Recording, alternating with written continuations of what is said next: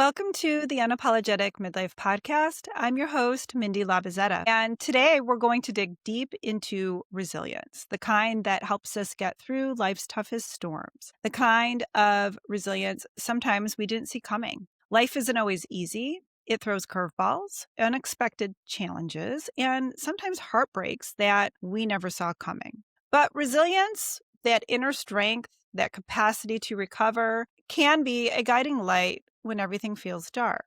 We're going to explore the different kinds of resilience: physical, emotional, mental, and social. And we're going to talk about how resilience helps us cope with challenges, what studies have shown, and most importantly, how we can take lessons from even the hardest moments in life. Let's start with physical resilience. This is about more than just getting over a cold or recovering from an injury. It's about how we take care of our bodies so that they can withstand stress, illness, and the demands of daily life. Nutrition, sleep, exercise, hydration, and how we manage stress all contribute to physical resilience. I often tell my clients that the body is the first line of defense, and I learned this firsthand. During my cancer treatments, physical resilience wasn't an abstract concept. It was survival. There were mornings when getting out of bed felt like climbing a mountain. There were nights when sleep wouldn't come and laid there awake forever, when my body felt foreign, fragile, and unpredictable. There were days I felt like my body was betraying me, like I had no control. But even in those moments, I discovered something important. Our bodies are always communicating with us, even when we don't like the message. Listening to it, caring for it, moving it, resting it, feeding it well, even tiny steps made a huge difference in how I felt. They would actually encourage us to take laps while in the hospital. Getting those steps in, they knew how many laps would equal a mile. It was so important. Midlife demands a different kind of physical resilience. Hormonal changes, perimenopause, stress, parenting, careers, caregiving, our plates are overflowing. But this is exactly the time when movement becomes medicine. It's when sleep is non-negotiable, when nourishment becomes essential, not optional. Physical resilience isn't about perfection. It's about tuning in and noticing what your body needs today and honoring that and not ignoring it. We need to be optimizing our physical well-being is a fundamental and non-negotiable requirement of physical resilience. Next is emotional resilience. This is our ability to process emotions, sit with discomfort, cope with loss, disappointment, fear, or even joy, and still move forward without being paralyzed by pain or grief. Life, it's emotional. It's messy, it's complicated, and sometimes it's just downright brutal. I remember sitting in my doctor's office hearing my cancer diagnosis for the first time. That moment is burned into my memory. The room, the tone, the doctor's voice, the sinking feeling in my chest, my emotions, they were everywhere. Fear, grief, anger, confusion, disbelief, shock, you name it, I felt it. Emotional resilience did not mean I wasn't scared. It didn't mean I was strong all the time. It meant I allowed myself to feel, to break down, and to ask for help, even though that was really hard to do. Emotional resilience isn't about suppressing emotions. It's about holding space for them without letting them consume your entire identity. In my work as a counselor, emotional resilience show up in so many forms. The woman who finally sets a boundary after years of people pleasing. The mom who admits she's overwhelmed. The partner who chooses vulnerability over shutting down. The midlife woman who says, I'm not okay and I need support. The man who opens up about how he is feeling and shares openly without shame. Emotional resilience is built through awareness, compassion, and practice. These things take time, just like anything. With practice, they become easier. It's knowing that your feelings are valid, but not permanent. Feelings are like a roller coaster. They have ups and they have downs. They are not linear. It's giving yourself permission to feel the full spectrum of human emotion without shame. Mental resilience. This is the ability to stay focused. It's being adaptable and solution-oriented when life doesn't go as planned, because Well, let's face it, it never goes as planned. And sometimes it goes better if we allow it to. And I'm sure sometimes it is worse. I'm sure mental resilience is what helps us reframe negative thoughts, overcome cognitive distortions, and shift out of the all or nothing thinking patterns that midlife so often triggers. During my cancer journey, mental resilience was critical. There were endless decisions. What treatment should I choose? What does this new symptom mean? How do I plan for the unknown? My mind had to stay both sharp and flexible, a combination that was incredibly hard when fear was screaming louder than reason. And here's what I learned. Mental resilience grows when we practice it, when we challenge the stories we tell ourselves, when we stop catastrophizing and start reflecting, when we allow curiosity to replace fear, when we ask what else could be true here. For midlife women, mental resilience also means acknowledging that we are allowed to change our minds, shift our goals, reinvent ourselves, or walk away from things that no longer align with our values or fit into the roles we are shifting into.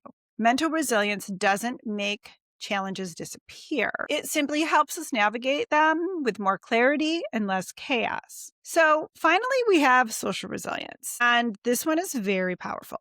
Humans are wired for connection. Community is medicine. COVID taught us so much about this. We lost our ability to connect, and we are still recovering from the lack of connection still to this day, 6 years later. Support systems protect our mental health in ways we often underestimate. Social resilience is our ability to build and maintain meaningful relationships, ask for support, and show up authentically in the spaces where our loved ones show up in the spaces where we are loved and valued. I could not have survived cancer alone. It literally took a community to get me through those years. The love, the encouragement, the meals, the texts, the presents. My people held me up when I couldn't hold myself up. That experience taught me so much about the emotional power of community. COVID was another reminder. And midlife, let's be honest, it often is the time when friendships shift. People move, marriages change, careers shift, kids grow up, priorities evolve. But this is exactly when social resilience matters most. We need support. We need laughter. We need the friend who lets us talk about menopause 1 minute and then our dreams the next. Social resilience reminds us you do not have to carry your life alone. Leaning on others is not weakness. It is literally the human experience. Here's something important about being human. Our brains are wired with a natural negativity bias. Our brain's primary focus is to focus on danger, threats, what's going wrong, and what could go wrong. This was helpful for survival thousands of years ago, but today it often works against us. Negativity bias is why one criticism outweighs 10 compliments. It's why one hard day overshadows all the progress we've made. It's why we doubt ourselves even when we're doing better than we think. Resilience, it helps us balance that bias. It helps us widen the lens to see the good, the growth, and the lessons and the opportunities that come from pain. When I look back at my cancer diagnosis twice, those experiences were the hardest moments of my life. They broke me and they opened me in ways that I didn't know were possible. But through them, I gained so much. I gained perspective, I gained patience, I gained courage, presence, gratitude, and a deeper understanding of what truly matters. Resilience didn't erase the trauma. It helped me live with it differently. It helped me transform it into my purpose and to do what I do today. I hope you are asking yourself, how can you cultivate resilience in your own life? Here's a simple, actionable resilience framework you can start using today. Number 1, physical resilience. Move your body daily. Even if it's 5 minutes, it still counts. Prioritize sleep like it's sacred because it is. It's literally a foundational aspect of well-being. Stay hydrated. Your body needs it more in midlife. Nourish yourself with balanced meals that support hormone health. Meals that are full of nutrients your body needs to optimize functioning. Emotional resilience. Acknowledge your feelings rather than suppressing them. Use grounding techniques like breath work, mindfulness, journaling. Name your emotions. Naming creates regulation. Give yourself permission to rest without guilt. This one is huge, especially for moms who are doing it all. We need self-compassion and grace, and this may be a work in progress. Mental resilience. Challenge automatic thoughts. Practice reframing. What else could be true? Set realistic expectations. Perfection is not resilience. There's no such thing as perfection. We're not going to get it perfect. Half the time, we're not even going to get it right. Celebrate micro wins. They build confidence. The small things can lead to bigger things. Social resilience. Nurture the friendships that nurture you. Ask for help. It strengthens bonds, not weakens them. And set boundaries to protect your energy. Seek community, whether online or in person or a combination of both. I strongly encourage a combination of both. And here's the most important takeaway. Reflect on your past challenges. What did you learn? How did you grow? Where did resilience show up, even when you didn't recognize it?